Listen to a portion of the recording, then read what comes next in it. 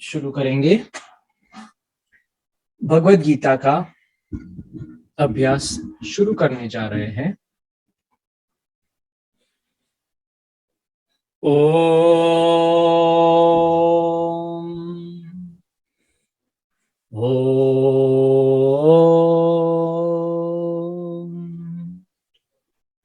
ओम।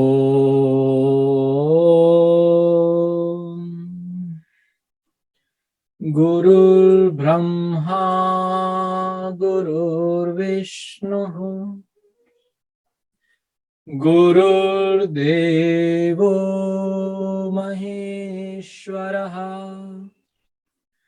गुरुः साक्षात् परं ब्रह्म तस्मै श्री गुरवे नमः।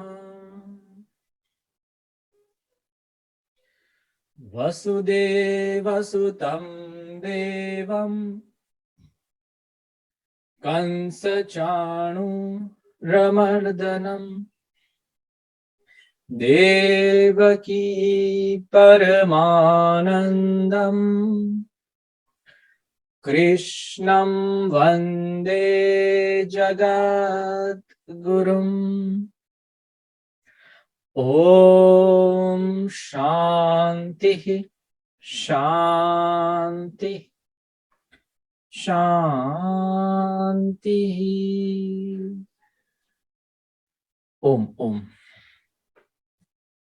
भगवत गीता के स्वाध्याय में आप सभी का स्वागत है। आज का सेशन हमने रखा है जो भगवत गीता को स्वरबद्ध कैसे किया है, छंदात्मक अलंकृत कैसे हुआ है, वो पद्य रचना है तो पद्य क्या है, भाषा का महत्व क्या होता है, उसको कैसे गा सकते हैं, उसकी प्रैक्टिस और उसके पीछे जो रहस्य है, जो नियम है, वो आज हम समझने के लिए इकट्ठे हुए हैं। शुरू करेंगे।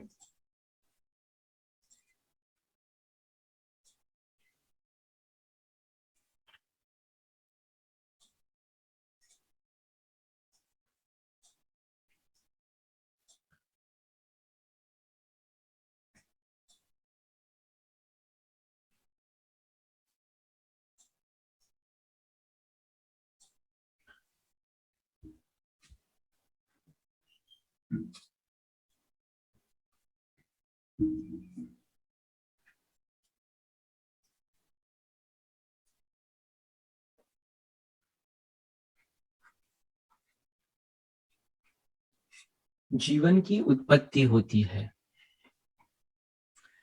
और जीवन जब आते हैं तो अनुभव होते हैं।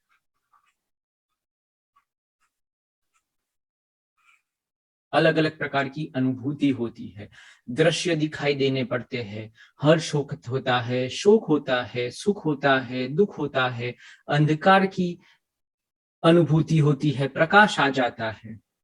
तो अलग अलग प्रकार की अनुभूतियां जब जीवन हमारे अंदर आता है तब, और वो अनुभूति से भाव,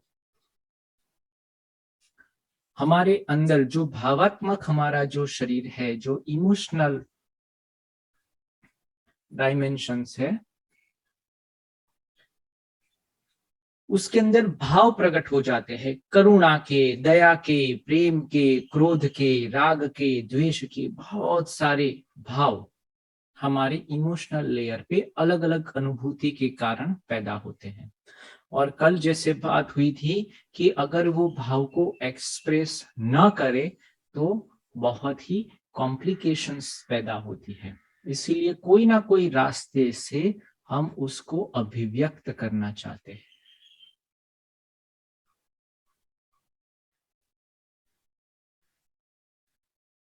एक्सप्रेस करना चाहते हैं। क्योंकि जो छोटे बच्चे होते हैं, आपने देखा होगा कि वो अपने जो भाव है वो अभिव्यक्त नहीं कर पाते। तो कुछ ना कुछ रोते हैं या हंसते हैं, हम पूछो भाई क्या हो रहा है, क्या चाहिए, पानी चाहिए, भूख लगी है, क्या हो गया, पर वो अपने एक्सप्रेशन को बाहर नहीं कर पाते, तो अंदर ही अंदर जलते रहते हैं।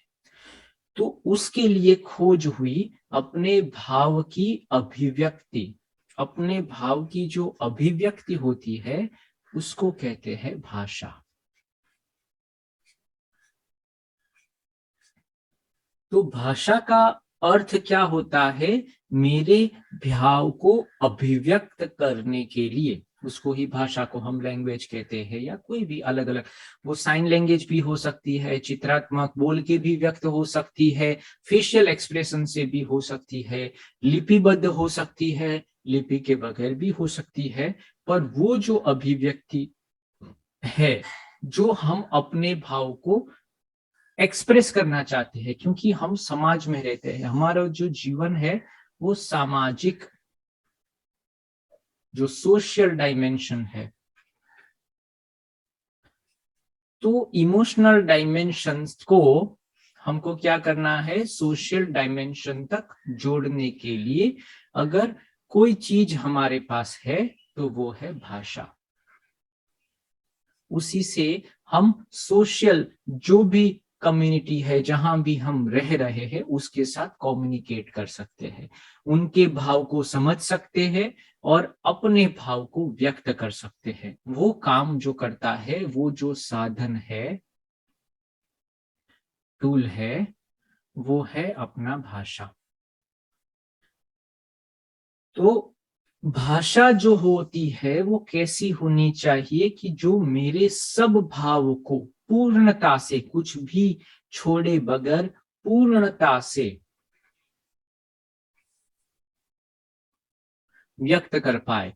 और वो जो भी भाव है वो कैसे होने चाहिए व्यक्त करने के लिए? दूसरों के साथ मधुरता के साथ।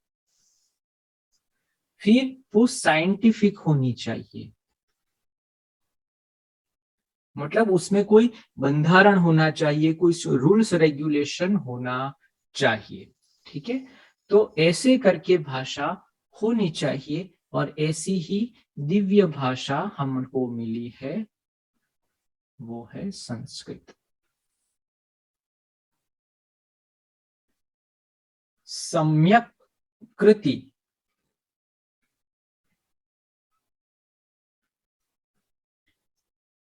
इति संस्कृतम। जो सम्यक मतलब परफेक्टली वेल डेवलप करके अगर कोई कृति, मतलब कोई क्रिएशन हुआ है, तो वो है संस्कृत भाषा। तो संस्कृत भाषा है मोस्ट पावरफुल और मोस्ट साइंटिफिक भाषा है, और उसके बहुत सारे उदाहरण है, उसके बारे में हम जितना भी बात करें वो कम होगी। तो जो भी साधकों को अगर अध्यात्म के, मतलब भगवान के आत्मा के साथ आगे बढ़ना है, भगवान के साथ आगे बढ़ना है, अध्ययन और आत्मा करना है, तो सारे शास्त्र इसी लैंग्वेज में है। क्यों ऐसा किया है? कि जैसा लिखा गया है वैसा ही उसका उच्चारण होता है, उसमें कोई चेंजेस नहीं होते हैं। दूसरी लैंग्वेज के अंदर बोलते कुछ है, लिखते कुछ है, समझते कुछ और है, तो प्रॉब्लम्स रहता है, तो कंफ्यूजन हो जाता है। इसीलिए कंप्यूटर के लिए भी अगर सबसे बेस्ट लैंग्वेज है तो वो संस्कृत है।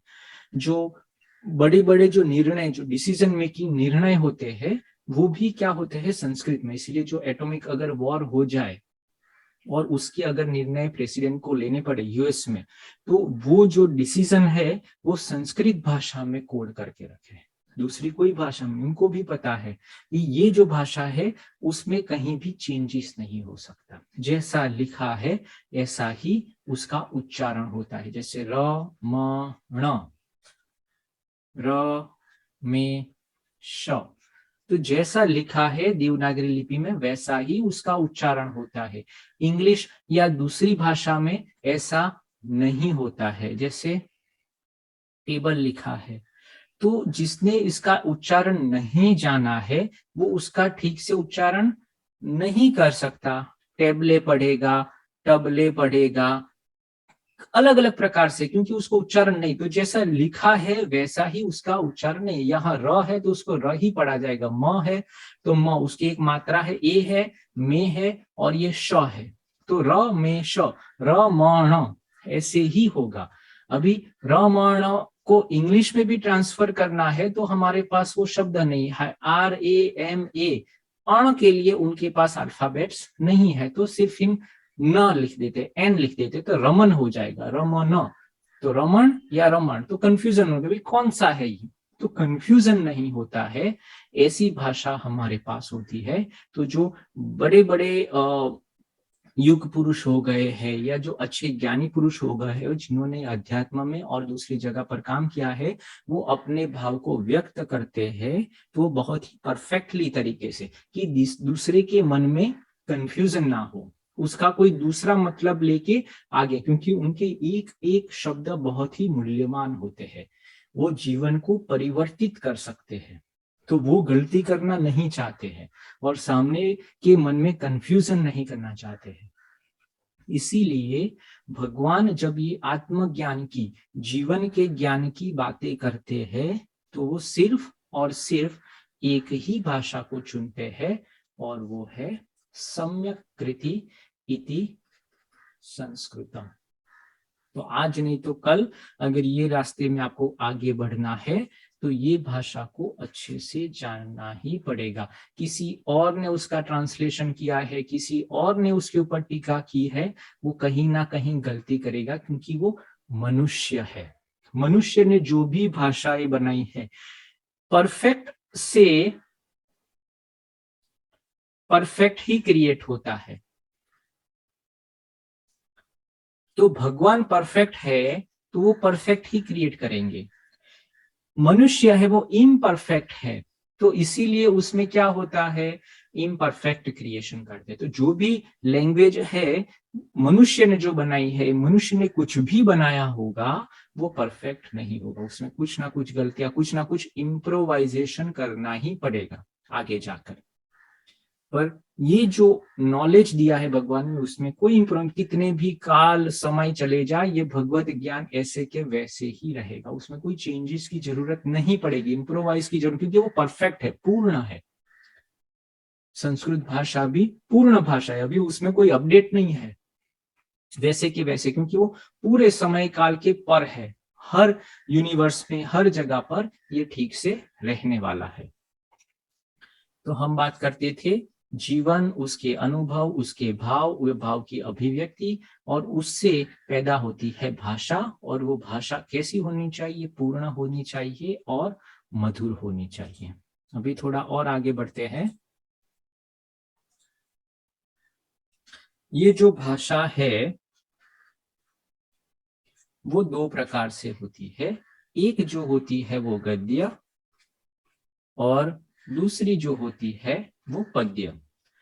मतलब जो आपने स्टोरी वगैरह या जो इन रिटर्न जब आपने देखा होगा कि भाई स्टोरी वगैरह लिखते हैं या कोई लेख वगैरह लिखते हैं, वो गद्य में लिखी जाती है। पद्य मतलब जो गाकर छंदबद्ध हो सके, गा सके, छंद हो, अलंकार हो, ऐसी जो लैंग्वेज बनती है वो सब पद्य रचनाएं है। तो ये जो भगवत गीता है वो गीत है, मतलब वो पद्य की संरचना है, गद्य की संरचना नहीं है। मतलब ये गाया गया एक गीत है, जैसे कविता होती है, गाना होता है, श्लोक होते हैं, वैसे ही ये पद्य रचना है। तो उसके अंदर अलग अलग क्या होते हैं, पद्य का मतलब क्या होता है, जिसमें क्या होते हैं, पद होते हैं, पद।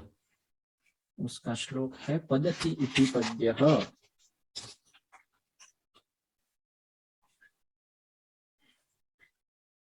पदेहे, पदेहे मतलब चरणम अहर्तिति, चरणम। सर कौन सा चैप्टर है ये चैप्टर नहीं है, आज हम लेने जा रहे हैं जो हम भगवत गान का जो गान कर रहे हैं, अनुष्टुप छंद, तो वो कैसे गान करना है उसको समझ रहे हैं। अहर्तिति अहर्तिति इति पद्यम। ठीक है, तो जिसमें चरण, जैसे कोई पशु होते हैं उसके 4 पाद होते हैं, 4 पैर होते हैं, किसी के 2 होते हैं जैसे हमारे, तो जिसके ऐसे पद है ऐसी संरचना को पद्य कहते हैं। ठीक है, पद्यम चतुष्पदम, 4 पैर वाला पद्य, ऐसे करके काव्य और पद्य अलग अलग हो सकते हैं। ठीक है, अभी ये जो पद है उसको अलग अलग तरीके से उसको रखना पड़ता है, उसकी गोठवण करनी पड़ती है क्रमबद्ध। तो उसके लिए जो नियम है पद्य के उसको कहते हैं छंद, छंद कहते हैं। ठीक है, और उसके कुछ नियम होते हैं। तो उसमें हम क्या करना चाहते हैं कि अलग अलग प्रकार के जो छंद है वो कैसे हम करते हैं। तो उसमें 3 चीजें हमको याद रखनी है। एक तो लघु या गुरु अक्षर, प्लस दूसरी चीज हमको याद रखनी है वो है ह्रस्व और दीर्घ, और तीसरी चीज हमको याद रखनी है वो है यति, यमनम यति ही, यति यमनः, मतलब कहाँ रुकना है।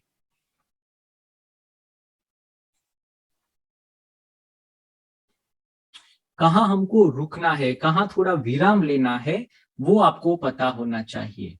ठीक है, लघु अक्षर और दीर्घ अक्षर। तो भाषा के अंदर 2 चीजें होती है, स्वर और व्यंजन। स्वर होते हैं और व्यंजन होते हैं। स्वर कौन कौन से हैं?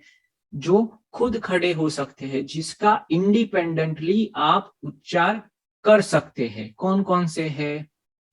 अ, आ, ई, ई, उ, उ, री, लरी। तो ये जो है वो अपने आप उसका उच्चारण कर सकते। अ, आ, ई, ओ, री। व्यंजन क्या है?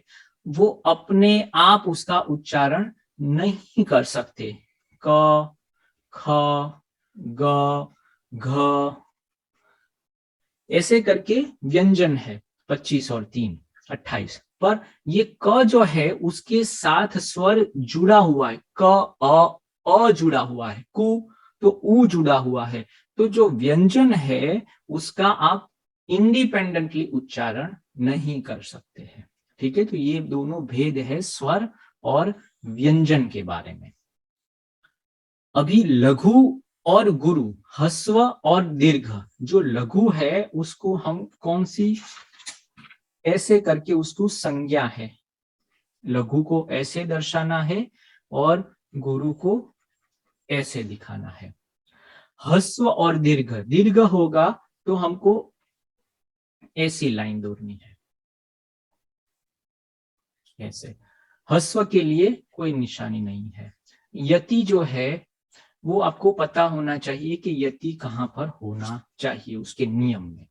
तो ये 3 चीजें जब हम छंद, मतलब जब हम गाना शुरू करेंगे या उसका उच्चारण करेंगे, तो ये 3 चीजें पता होनी चाहिए। कोई भी आपको गाना दिया जाता है तो आप बोलेंगे कौन से राग में है, कहाँ गाना है, कौन से समय में गाना है, कहाँ रुकना है, कहाँ आकार लेना है, उकार लेना है, वो सब हमको पता होना चाहिए। तो वो सब हमको यहाँ ये निशानी के द्वारा हमको बताया जाएगा। जो लघु है, लघु अक्षर है, तो उसका उच्चारण लघु करना है, मतलब एक मात्रा लेनी है, गुरु है तो उससे दुगना, अगर 1 सेकंड ले रहे हो तो वहां 2 सेकंड। ह्रस्व और दीर्घ में भी वही अंतर है, सिर्फ ये लघु गुरु अक्षर है और ह्रस्व दीर्घ अक्षर मतलब स्वर भी हो सकते हैं, व्यंजन भी हो सकते, दोनों हो सकते हैं।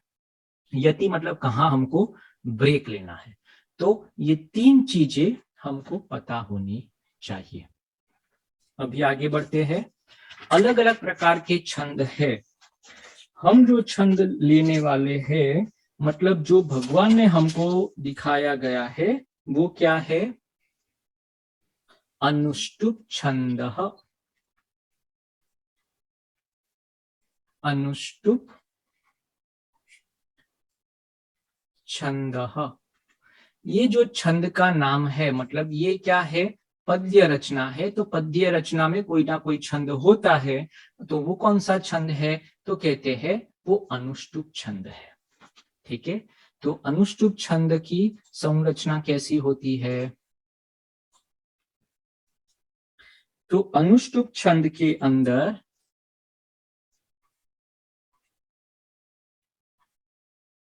क्योंकि आपको ये गाना है तो आपके नियम आपको पता होने चाहिए, नहीं तो फिर आप गा नहीं पाते। अनुष्टुप छंद सबसे पहला 32 अक्षर, ये अनुष्टुप छंद होता है। अनुष्टुप छंद में कोई भी पद्य रचना, पद्य रचना मतलब जो श्लोक्स वगैरह जो है वो सब कितनी हो, ये कोई भी एक श्लोक ले लो आप, भगवत गीता के 700 श्लोक्स है। ठीक है, तो कोई भी एक श्लोक अगर हम ले लेते हैं तो उसके अंदर सबसे पहले 32 अक्षर होने चाहिए अनुष्टुप छंद में। दूसरी बात क्या करते हैं कि उसके अंदर कितने पैर होंगे? तो 4 पादः, उसमें 4 पाद होंगे, 4 पैरों वाला है। पैर जैसे पशु पक्षी के होते हैं, ऐसे उसको 4 घटक में हमको विभाजित कर देना है, क्वार्टर्स में। 4 है क्वार्टर्स। ठीक है, फिर સર 8 માત્રા હોય છે ને અનુષ્ટુપ છંદ? अनुष्टुप छंदनी अंदर 32 अक्षर હોય પહેલા। હા, અને 4 ના 4 ભાગ પાડે, 8 માત્રા। હા, એટલે 4 પાદ થઈ ગયા ને, એટલે શું થશે? 8 ગુણ્યા 4 એટલે 32 થઈ ગયા ને। બરાબર છે। 8 માત્રાનો 4 એવા 4 ડિવાઈડ કરવા। બસ, યસ યસ યસ, બરાબર બરાબર છે। હવે સેકન્ડ एंड फोर्थ, ये जो पाद है, मतलब देखो अगर पाद का अगर हम देखें ना, first quarter, second quarter, third quarter, fourth quarter, और सबके अंदर कितने हो गए? 8 अक्षर हो जाएंगे। हाँ, सबके अंदर तो ही 32 हो जाएंगे हमारा। तो 4 हमारे क्या हो गए? पाद हो गए, मतलब क्वार्टर्स, और हर क्वार्टर के अंदर 8 अक्षर। तो क्या कहते हैं,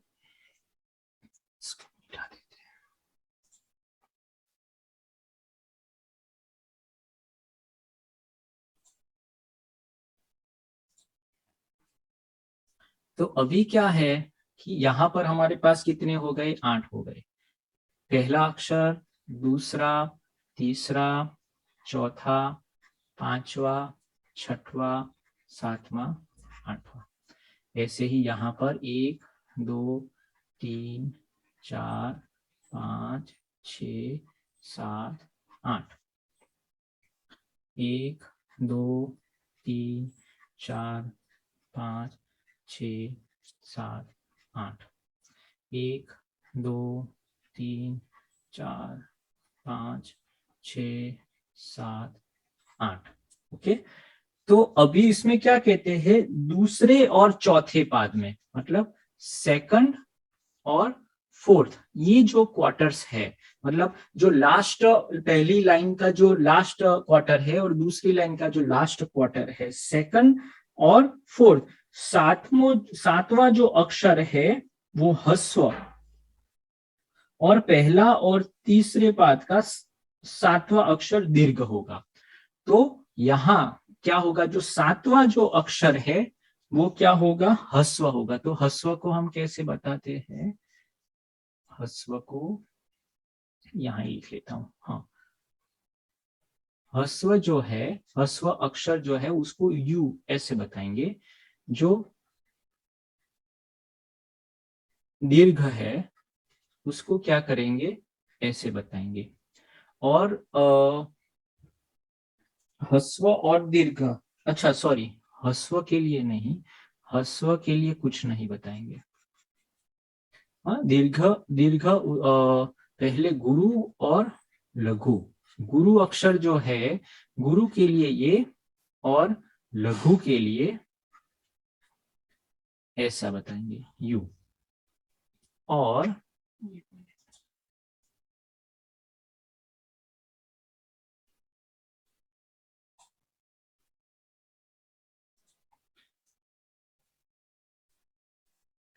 और जो दीर्घ दीर्घ अक्षर है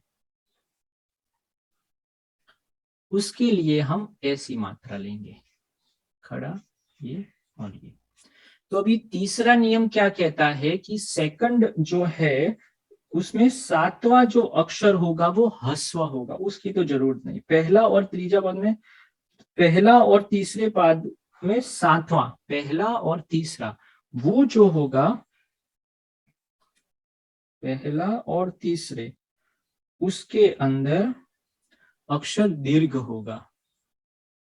अच्छा, तो ये और ये वो हमेशा दीर्घ होगा। हाँ ठीक है, ठीक है। हाँ, तो सातवां अक्षर पहले पाद का और सातवां अक्षर तीसरे पाद का क्या होना चाहिए, दीर्घ होना चाहिए। फिर हर पद, मतलब ये फर्स्ट क्वार्टर है, उसके पास यति है। यति है मतलब फर्स्ट क्वार्टर, मतलब 8 अक्षर के बाद आपको यहाँ रुकना है, 8 अक्षर के बाद रुकना है। यति मतलब ब्रेक लगानी है, ब्रेक। आप गा रहे, गाड़ी चला रहे, तो ब्रेक कहाँ लगानी है, तो 8 अक्षर तक आप गा लो, फिर ब्रेक रखो, फिर 8 अक्षर करो, ब्रेक रखो। ऐसे करके हर 8 अक्षर में आपको यति आएगा, यहाँ यति आएगा हर पाद के अंत में। और पहला पहला 4 अक्षर छेल्ला छेल्ला 8वां अक्षर लघु, ओके। हाँ, दरेक पाद का छठवां जो अक्षर है, हर पाद का जो छठवां जो अक्षर है वो हमेशा क्या होता है, गुरु होता है, हर एक पाद का। गुरु के लिए हमने क्या है, गुरु के लिए ये निशानी रखी है। तो हर जो 6 नंबर का जो अक्षर होगा वो हमेशा गुरु गुरु की तरह, मतलब उसको लंबे देर तक, मतलब जितना हमने लघु के लिए देखा उससे दुगना वहां पर हमको सांस देनी है और वहां उसको लंबा करके गाना है। तो जो भी छठवां अक्षर होगा वो उसको गुरु की तरह ट्रीट करना है, लंबा गाना है छठवे को, ठीक है। और जो सातवां जो है वो क्या होगा, वो दीर्घ होगा, फर्स्ट और थर्ड का वो हो गया। पांचवा जो है वो हमेशा लघु होगा, पांचवा। इतने 3 नियम ही याद रखते हैं, काफी नियम है, पर ये पांचवा जो होगा, पांचवा अक्षर होगा वो क्या होगा, हमेशा लघु होने वाला है। तो अभी हम जो सूत्र पढ़ने वाले हैं वो देख लेते हैं।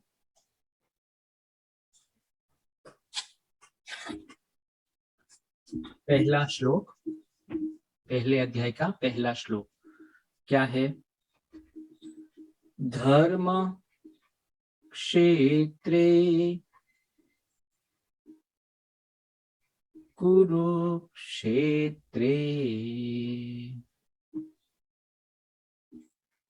समवेता युयुत्सवः।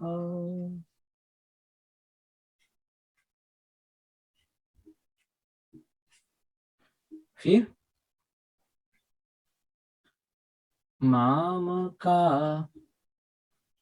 पांडवाश्चैव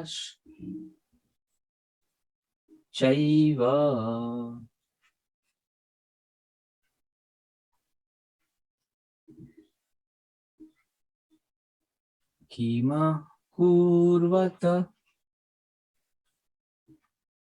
संजय।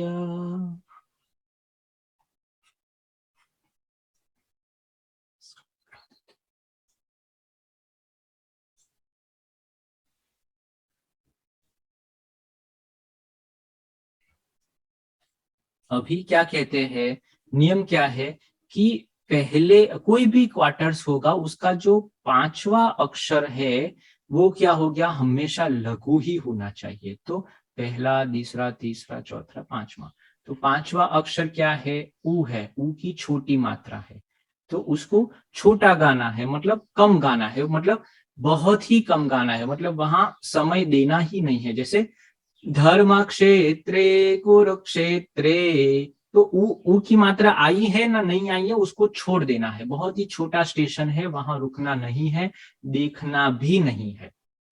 फिर यहाँ समवेता यू यू, ये पांचवा है, मतलब ये ऊ है उसका। हाँ, तो उसमें क्या होगा, यहाँ भी समवेतायुत्सवः, तो वहां कम रुकना है, तो उससे क्या करना है हमको, आगे का जो भी है, आगे का जो अक्षर है ना उसको थोड़ा लंबा कर देंगे, तो वहां रुकना, मतलब वहां ज्यादा हम ना रुक पाए और जल्दी से भाग जाए, इसीलिए यहां से स्पीड बढ़ा देनी है। समवेतायुत्सवः, तो यहाँ बढ़ा देनी है। सेम माम का पांड, तो ये ड जो है वो बहुत ही कम बोल के निकल जाना है। किम कुर्वत, ये जो त है पांचवा, उसको बहुत ही लघु की तरह उसको ट्रीट करना, उसको बहुत ध्यान नहीं देना है। अभी आते हैं गुरु की ओर। तो फर्स्ट और थर्ड क्वार्टर, उसके अंदर छठवा जो अक्षर होगा वो कौन सा है, उसको गुरु की तरह ट्रीट करना है, उसके ऊपर थोड़ा वजन देना है, भार देना है, आदर देना है उनको, उनके साथ मतलब आराम से, वहां भाग दौड़ नहीं करनी है। तो धर्म क्षेत्रे कुरुक्षेत्र, तो यहाँ अच्छे से उसको आदर देना है, ठीक है, ये जो है वो गुरु की निशानी है। फिर थर्ड, मतलब थर्ड क्वार्टर में भी छठवा, माम का पांड, 1 2 3 4 5, वाह, ये जो वाह है वो है आपका क्या हो गया, गुरु है, तो वहां पर थोड़ा अच्छा सा भार देना है, रुकना भी है पर आदर के साथ, वहां मस्ती लेनी है, वहां आदर और भाव लेना है। तो माम का पांडवाश्चैव, वा जो है वो अच्छे से उसको गाना है, आदर के साथ गाना है। वो कहाँ होगा, फर्स्ट क्वार्टर के छठवें अक्षर में और थर्ड क्वार्टर के छठे अक्षर में, ठीक है, हर श्लोक में। अभी दीर्घ और हस्व वो हमको सबको पता है, ठीक है, हस्व जो होता है उसका उच्चारण छोटा होता है, दीर्घ का क्या होता है, लंबा होता है। अगर 1 सेकंड में हम हस्व करते थे तो 2 सेकंड में दीर्घ करना है, तो उसके अंदर वो नियम है। हस्व दीर्घ तो आपको देखकर भी पता चल जाता है, आप जब देखते हो तो वो क्या है, हस्व है, आ तो वो दीर्घ होगा, ई ई उ तो वो तो आपको मतलब पढ़ रहे हो तभी पता चल जाता है कि भाई हस्व का हस्व उच्चारण है और दीर्घ का दीर्घ है। पर ये नियम क्या है कि भाई जो सातवां जो अक्षर होगा वो हमेशा दीर्घ होने वाला है, यहाँ पर फर्स्ट और थर्ड में, ऐसा ही है ना।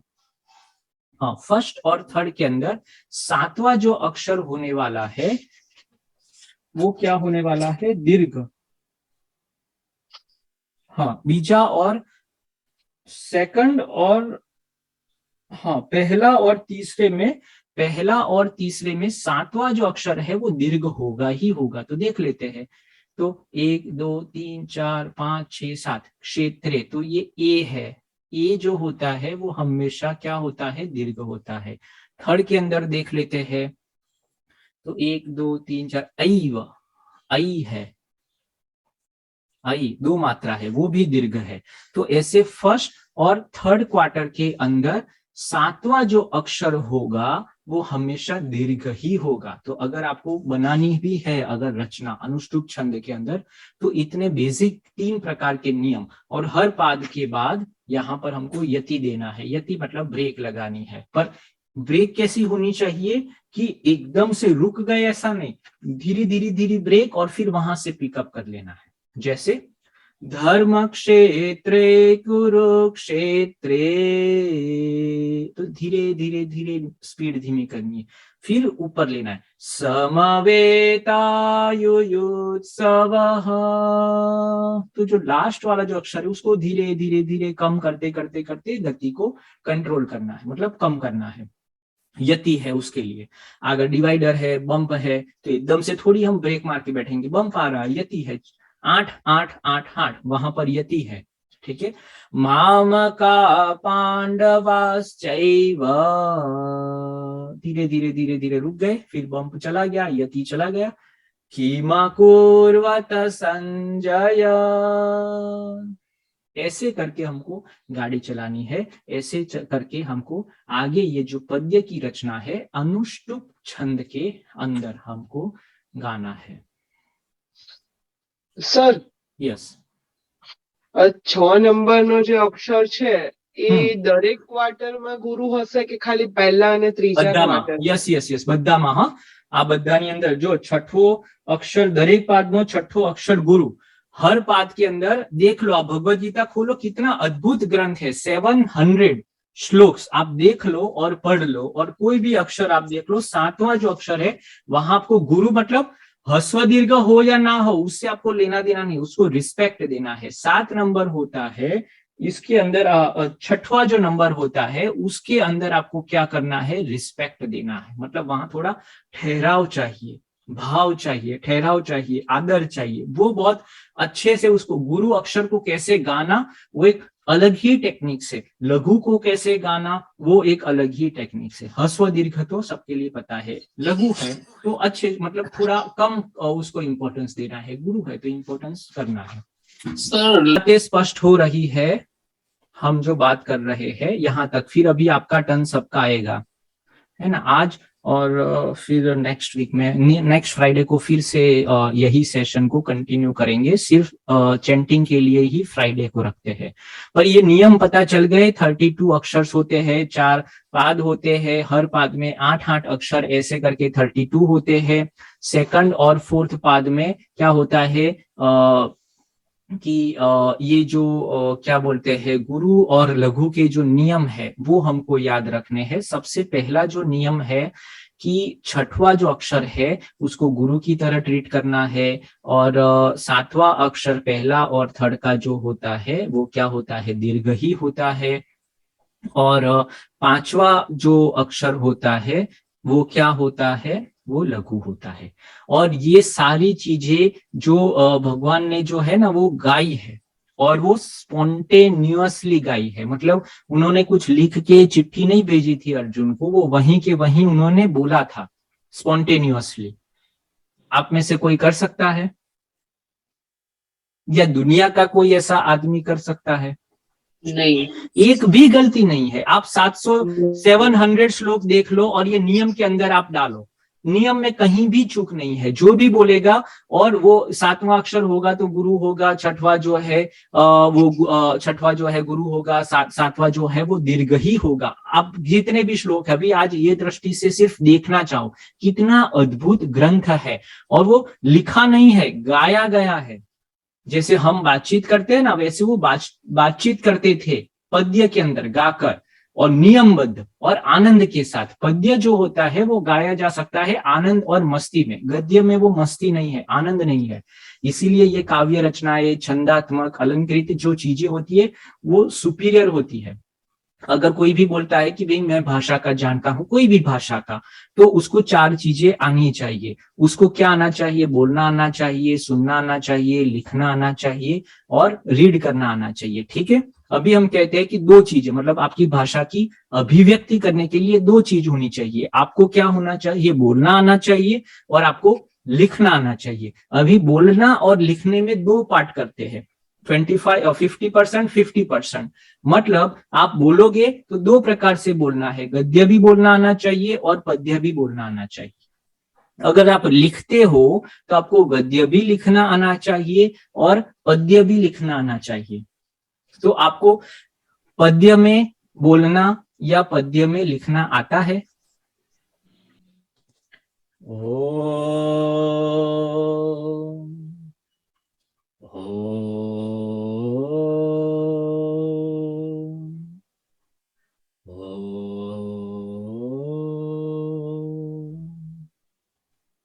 ओम असतो मा सद्गमय तमसो मा ज्योतिर्गमय मृत्योर्मा अमृतं गमय। ओम सहनाव भवतु सहनौ भुनक्तु सह वीर्यं करवावहै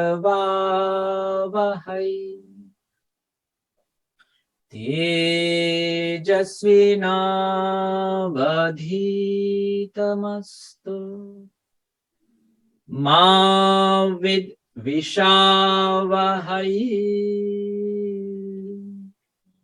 ओम शांति शांति